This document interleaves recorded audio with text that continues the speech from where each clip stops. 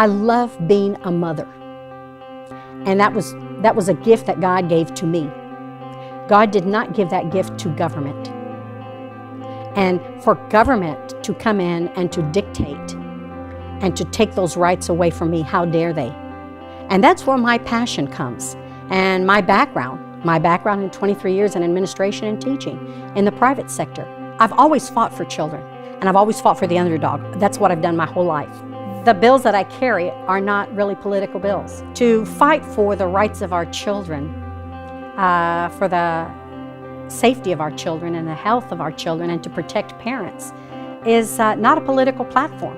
It's not a Democratic or Republican platform. First of all, I'm very, very, very clear that no entity is going to come and tell me what my child needs or force me to put them on medication. If they choose to force me to put them on medication, I'd be in prison. I really would, because I will fight for my children. Everyone that is a parent understands very clearly that it's their right, not government right. This is why we gave birth to them. It's not to give them to government. And my son, in today's society, would be recommended to be on medication.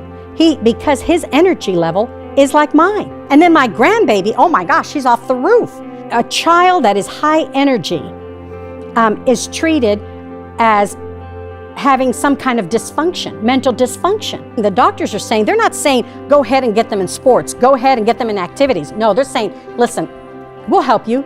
You just start them on this medication. And once you start them, it's almost impossible to get them off. This is a moral issue that we're turning our face and not looking at it as a moral issue. And sometimes this battle in protecting our children we become weary at times. But then we come across people like you. That is an injection. CCHR is like an injection, that you don't feel alone. That you must stand and you must battle for those things that you believe. You guys are there to say, listen, there are other ways, other form to deal with whatever it is, that energy that children have, and that it's normal to be hyper, and it's normal, to have feelings, and it's normal, and for you guys to stand and to fight for this. Love you guys. Love you guys. And that is the reason I walk hand in hand with you, and you walk hand in hand with me. You're an active organization, and you're active in the areas that are very dear and close to my heart. And when it comes to protecting our children. So this passion came through in reference to introducing this legislation was because of your organization. If it wasn't for you, CCHR, for being there when I needed you for this bill, it wouldn't have happened. It would have not happened. This bill protects the child. It doesn't allow the schools to do any kind of screening without parental consent. In school, they cannot be coerced to take medication. They cannot go to the parent and say, listen, don't bring your child back unless you have them on medication. They cannot do that. And third, which is the most important, no government entity can come in and take your child because you refuse to give them psychotropic medication. This legislation is now law. If it wasn't for CCHR, we would have never been able to pass this law.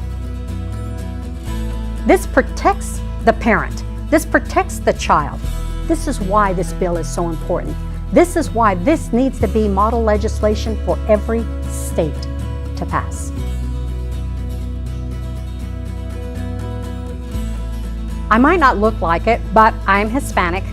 And I belong to the National Hispanic Caucus of State Legislators. I'm on their board. It's a bipartisan organization. It's one of the best when it comes to Hispanics because we don't all think alike, and we're not a rubber stamp. What we did is we took the language of the bill, which is the body of the bill. We wrote a resolution, and here again, with the help of CCHR, presented the resolution.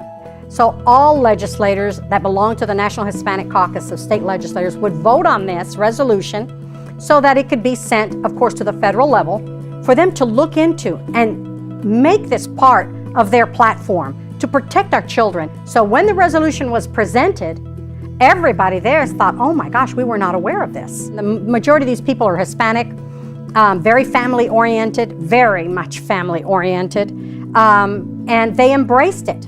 So to make a long story short, it passed.